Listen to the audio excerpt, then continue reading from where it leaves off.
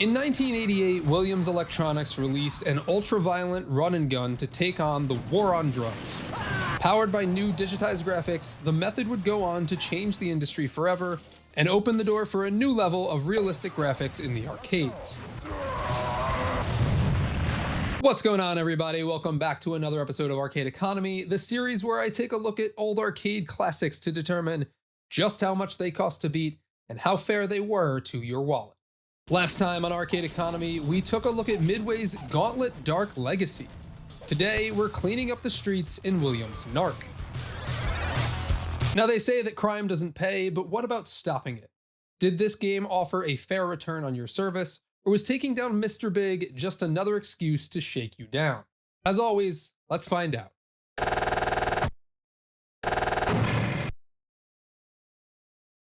NARC completely changed the arcade landscape when it was released. By pushing the boundaries of digitized graphics, it built the foundation that games like NBA Jam and Mortal Kombat would stand on just a few years later. But today, we're going to do things just a little bit differently, and we're going to buddy cop this episode. So here to tell us about the history and development of NARC is DJ Slope from Slope's Game Room. Take it away, Slope. Thanks, Mass Replay. Let's get straight to it. Our story starts in the winter of 1986. Following the overly documented video game crash of 1983, the Williams game division had essentially become a bit of a ghost town. And because of this, they had retreated to what they knew best: pinball. That was until Eugene Jarvis, the legend behind Defender and Robotron, decided to return with a rather far-fetched proposal. The plan wasn't to create yet another arcade shooter, it was to completely reinvent the scene with arcade hardware that, for the time, was incredibly powerful. The plan was to use a Texas Instruments TMS 34010 32-bit chip in order to create one of the first ever arcade games with photorealistic digitized graphics. This was the same tech that would eventually pave the way for games like Mortal Kombat, but in 1987, it was completely uncharted territory. Development started after the team began coding their own live-action image capturing software from scratch, because back then, you didn't have high-end motion capture studios readily available. So in order to get the sprites for the characters in the game, they dressed up actors and William employees in the car parks in the middle of the day to get the best lighting. And if you think that sounds super budget, you've got no idea. They used every low-budget trick in the book to make the characters pop in these new high-res screens available to them. I'm talking flour on the denim jeans to add artificial definitions to the leg, oil on leather jackets to make them shine under the camera lights, treadmills to capture walking loops, actual pit bulls were brought into the studio for the enemy dog sprites.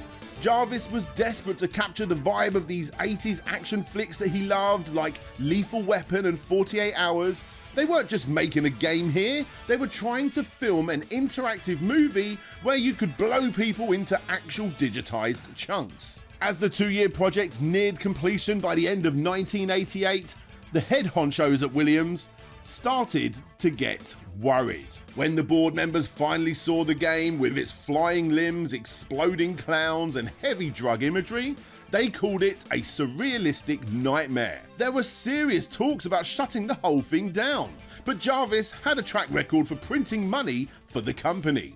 He argued that the game was actually anti-drug. It rewarded you more for arresting drug dealers rather than shooting them. And it featured that iconic "winners don't use drugs" splash screen. You're busted. In reality, it was a firework-filled explosion of satire. It was so over the top, it bordered on stupidity rather than any kind of realism, which is exactly why the kids loved it. NARC, the arcade smash for your Nintendo Entertainment System. NARC, with simultaneous two-player action. NARC, your match force taking on Mr. Big and busting his criminal empire. NARC from Acclaim. No one had the guts until now.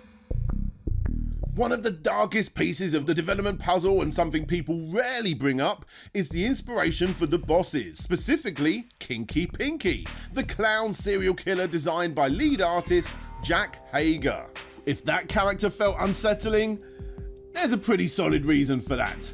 He was directly inspired by John Wayne Gacy, the real-life serial killer clown. I mean, there's Netflix documentaries that look into that thing if you really want to go and have a look, but yeah, not a nice guy. It was this grim, gritty touch that anchored NARC into the dark headlines of the era, proving the team wasn't afraid to pull from the most uncomfortable parts of reality to get a reaction. Still, when NARC finally hit the arcade floor in 1988, it was a pure coin gobbler. Even though only about 3,700 cabinets were eventually produced, they were almost always surrounded by a crowd. The more the parents complained, the more the quarters dropped in.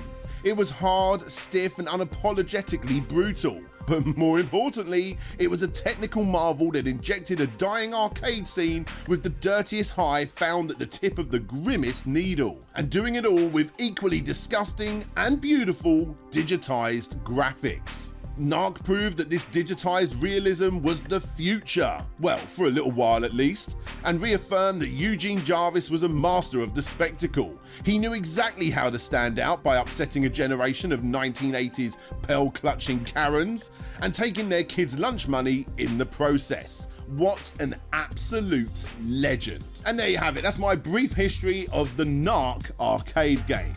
Now let's take it back to Mass Replay to find out how much it costs to beat the game. Thanks, Slope. Now, if you guys want an even deeper dive into NARC, then check out Slope's complete history of the game, which I will leave a link to in this video's description. Now, while NARC was a hit in the arcades, it unfortunately wasn't enough to develop this game into a franchise.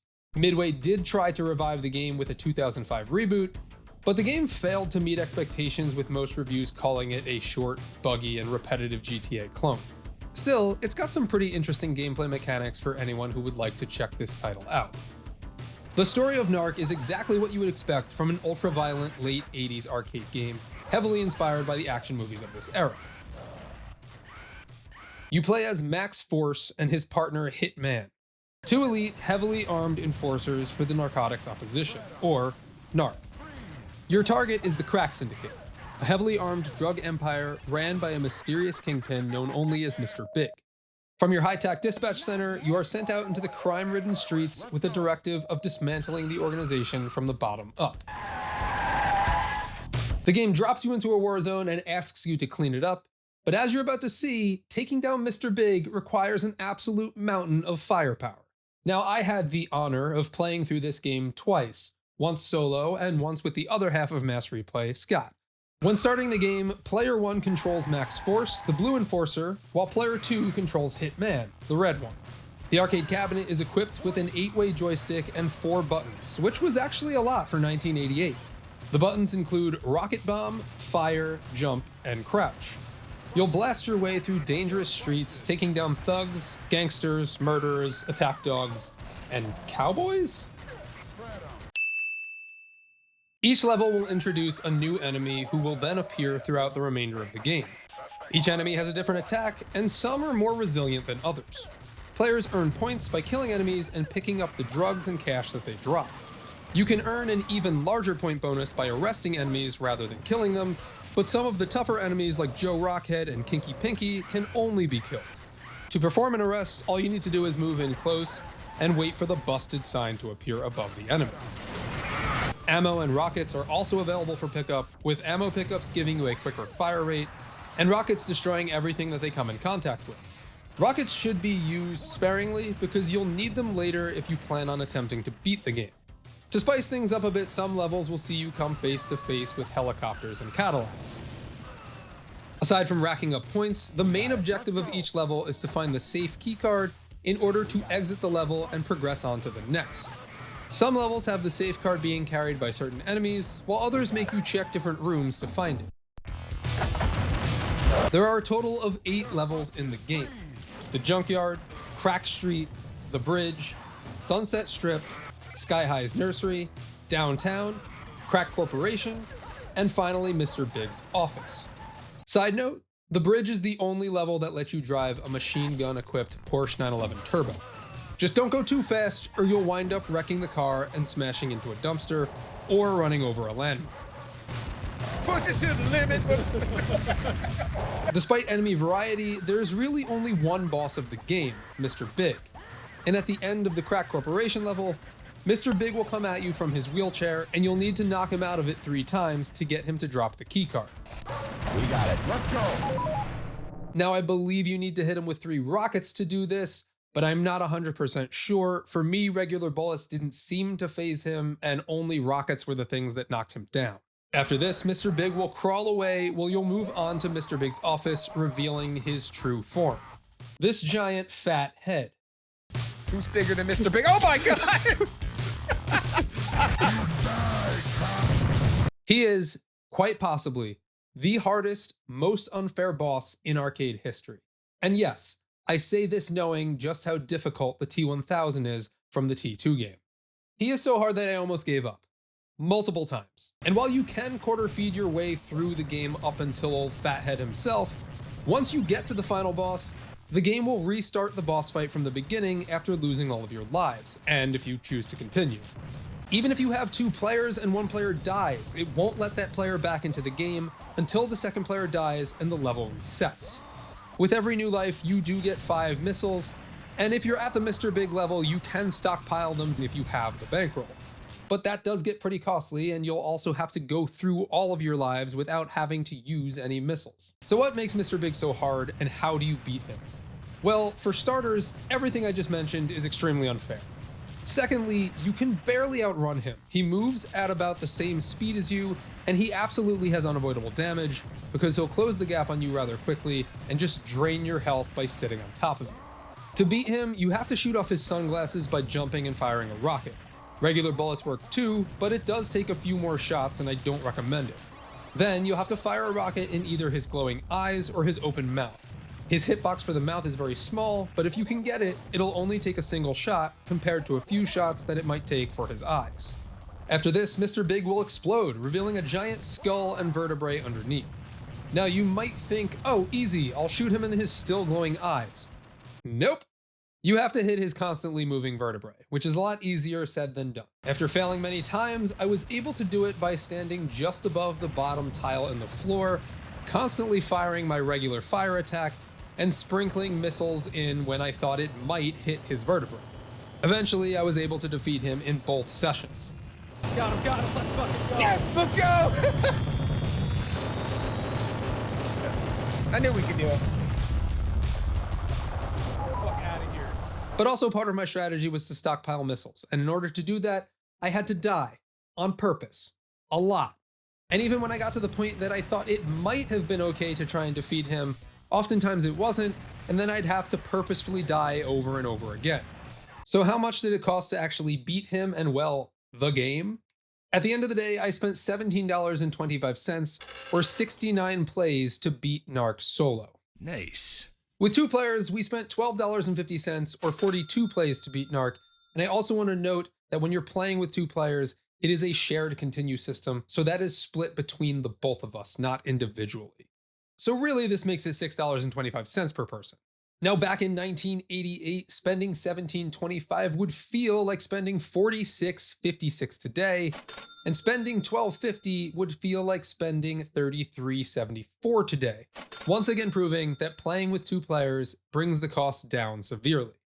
It took me 52 minutes to beat NARC solo, bringing my cost per minute to 32.5 cents roughly, and it took Scott and I 42 minutes to beat the game, bringing our combined cost per minute around 30 cents.